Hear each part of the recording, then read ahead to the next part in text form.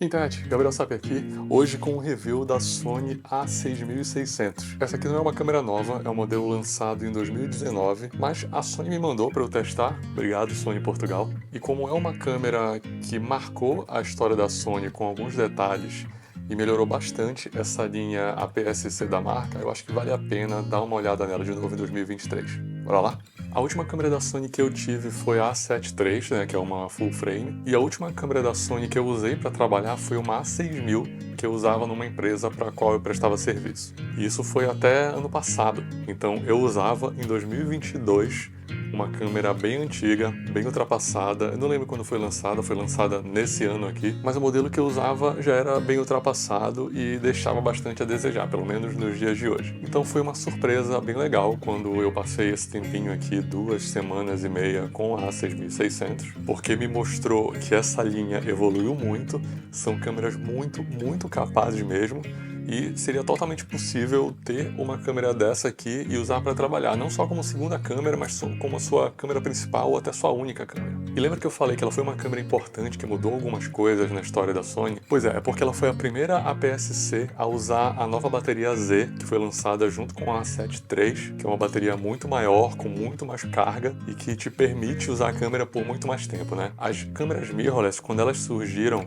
tinham esse grande problema das baterias. Eram câmeras muito pequenas, comparadas com as DSLR, e por isso tinham baterias pequenas também que não duravam nada. Eu lembro que a minha primeira Sony foi uma A7 II, isso em 2016, e para fotografar um casamento eu usava 3, 4 baterias. E quando eu passei para a A7 III, eu conseguia fazer o evento inteiro sem precisar trocar de bateria. Mas a linha 6000, que são as câmeras mais compactas, com sensor APS-C, continuavam usando as baterias pequenas, até que chegou a 6600, que também usa a bateria Z. Para vocês terem uma ideia, eu passei, como eu falei, mais de 2 semanas testando essa câmera. Carreguei no dia que ela chegou e carreguei de novo ontem e ela estava com 25%. Fotografei bastante, filmei muito com ela e mesmo assim ainda sobrou bateria. E a Sony conseguiu isso sem precisar aumentar a câmera. A diferença no tamanho do corpo aqui da A6600 para os modelos anteriores que usavam a bateria menor é muito pequena e basicamente o que mudou foi o grip, que ficou um pouquinho maior, ou seja, foi até vantagem. A câmera está mais confortável de pegar na mão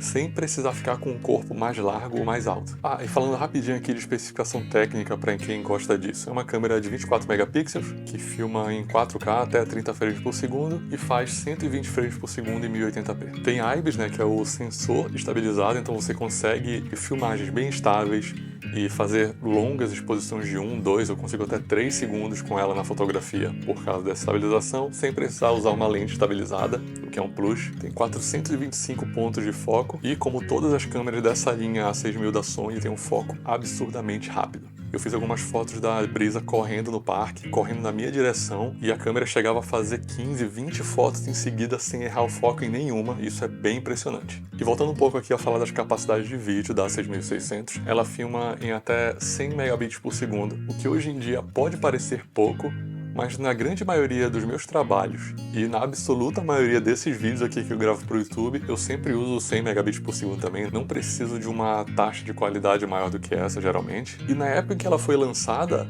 a A7 III, que era uma full frame, uma das principais câmeras da Sony, também filmava em 100 megabits por segundo. Então ela está ainda dentro dos padrões da época e ainda é totalmente usável hoje, com certeza. Tem Wi-Fi, Bluetooth e NFC para você conectar no aplicativo da Sony no seu celular e comandar a câmera à distância. Eu não sei se é uma questão dessa unidade em si, do aplicativo ou do sistema da Sony em geral, mas eu testei o aplicativo algumas vezes aqui e tive muitas quedas de conexão. Eu conectava na câmera, funcionava durante alguns segundos, desconectava e eu tinha que reconectar de novo. Na segunda ou terceira reconexão passava a funcionar bem, mas até lá ficava caindo o tempo todo, isso era meio inconveniente. Tá, mas chega de falar de especificação técnica, que isso é o de menos.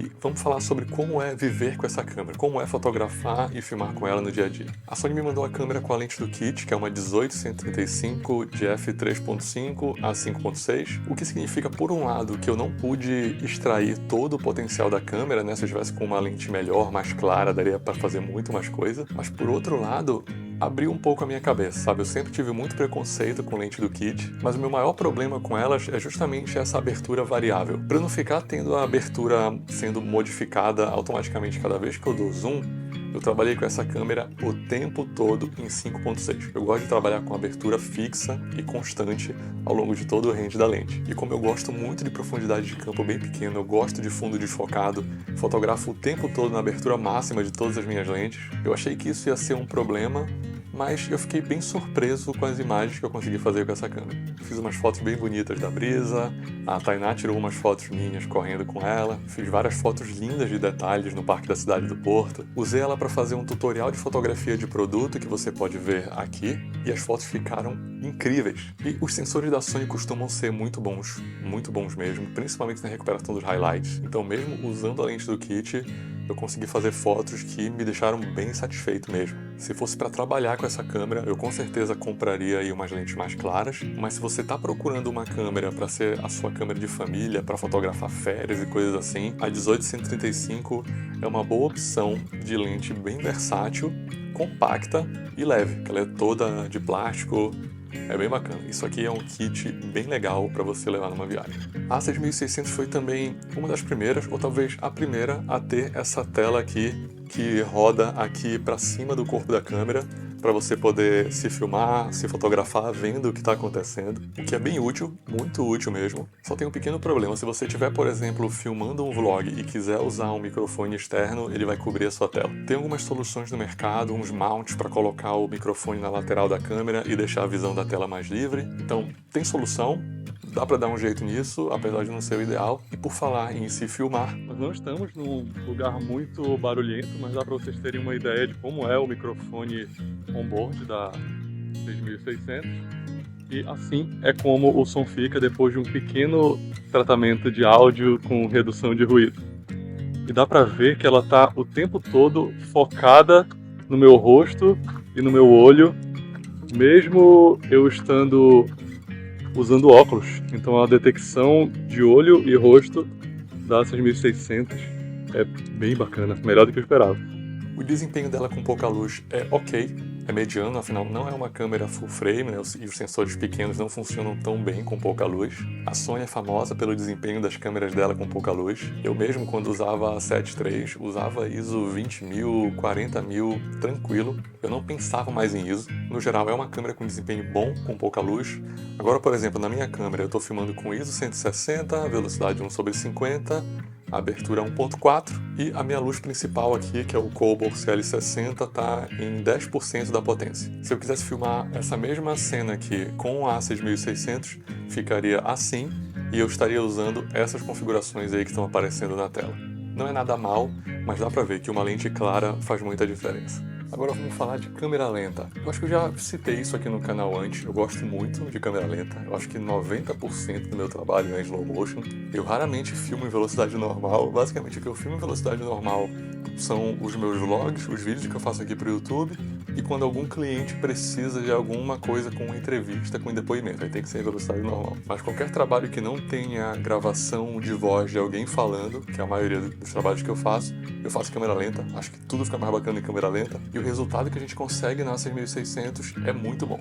Como eu já falei antes, o foco dela é excelente e funciona tão bem em câmera lenta quanto em fotografia ou com vídeo de velocidade normal. Mais uma vez, a minha modelo de teste foi a Brisa, que é um cachorro que não para quieto, está sempre se movimentando, correndo de um lado para o outro, e eu consegui acompanhar ela muito bem, praticamente sem perder foco. Então seria uma câmera que entraria muito bem no meu workflow e no meu estilo de trabalho. A detecção de rosto e de olhos para foco funciona muito bem. Eu fiquei, na verdade, bem surpreso quando eu estava fazendo o teste de vlog. Eu vi que mesmo quando eu estava usando óculos escuros, ela conseguia fazer o foco nos meus olhos, ou nos meus óculos no caso.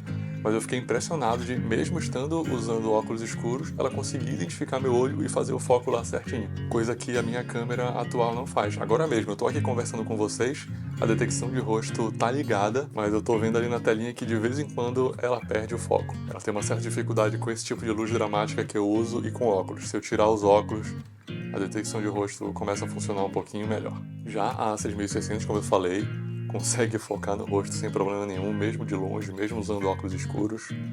Uma bela surpresa. Eu vou falar rapidinho agora de um assunto que sempre faz parte dos vídeos de análise de câmeras da Sony, principalmente se quem faz esse vídeo é alguém que não usa Sony, que é o menu. Muita gente que vem de outras marcas, quando começa a usar as câmeras da Sony, Demora um pouquinho para se adaptar ao menu, porque são muitas opções.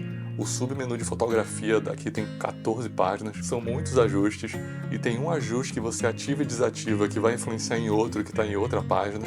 No começo pode ser um pouco complicado, mas com o tempo você vai usando a câmera, vai se acostumando e vai ficando tudo mais intuitivo. E por falar em intuitivo, teve uma tarde que eu passei lá fotografando e filmando no parque da cidade com a Sony, e depois, simplesmente uma tarde, eu fui pegar a minha câmera e parece que a minha memória muscular já estava totalmente adaptada a ela, o que é um excelente sinal. Os botões estão todos muito bem localizados aqui, é tudo bem intuitivo mesmo de mexer, e você pega rapidinho o jeito para mexer na câmera sem ter que ficar olhando para cada botão. E uma coisa legal que a Sony faz em todas as câmeras é disponibilizar para a gente vários botões programáveis. Mesmo os botões que não foram feitos para ser programáveis, você pode adaptar para o seu uso, mas aqui na A6600, por exemplo, tem 4 botões que são feitos para você programar do jeito que quiser. E também tem as posições de memória aqui no dial de cima. Uma coisa que eu comecei a sentir muita falta depois que eu saí da Sony foi exatamente isso. Quando eu estou fotografando, eu coloco no modo manual. Se eu quero filmar um vlog ou um vídeo como esse aqui falando, eu coloco no modo 1, e se eu quiser filmar em câmera lenta, eu só mudo para o modo 2. Cada uma dessas posições já tem lá gravadas todas as configurações que eu preciso para fazer cada tipo diferente de foto e vídeo. Isso deixa o trabalho muito mais fluido, muito mais fácil, principalmente para quem, como eu, está sempre trabalhando com fotografia e vídeo ao mesmo tempo. Eu só acho que falta aqui mais um dial. No dial de cima, a câmera vem programada para alterar a abertura. Se você quiser alterar a velocidade, você mexe no dial de trás.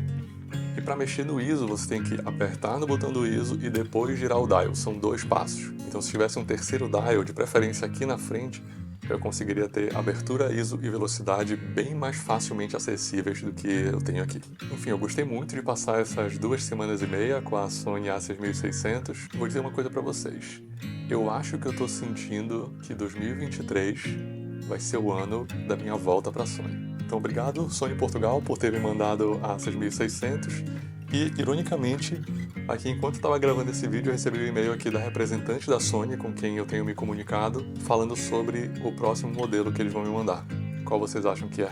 Assina o canal para descobrir em breve. E se você gostou desse vídeo, curte aqui porque isso ajuda muito o canal a crescer, atingir mais pessoas e ajudar mais pessoas. E se você quiser mesmo apoiar o meu trabalho aqui na internet, você pode, além de se inscrever no canal, comprar um dos meus produtos digitais, meu curso de vídeo para fotógrafos, meus presets para Lightroom, minha planilha de cálculo de orçamentos, ou simplesmente se tornar um membro do canal contribuindo com um valor simbólico de apenas €1 por mês, que você pode cancelar quando quiser. E fazendo tudo isso, você vai estar me ajudando no meu objetivo de me dedicar cada vez mais aqui ao YouTube e trazer para vocês cada vez mais conteúdo gratuito, com cada vez mais qualidade e mais frequência. Beleza? Então, por hoje eu vou ficando por aqui. A gente se fala no próximo. Falou! Talking to the night until the morning, building chemistry. I don't think I ever wanna go come closer next.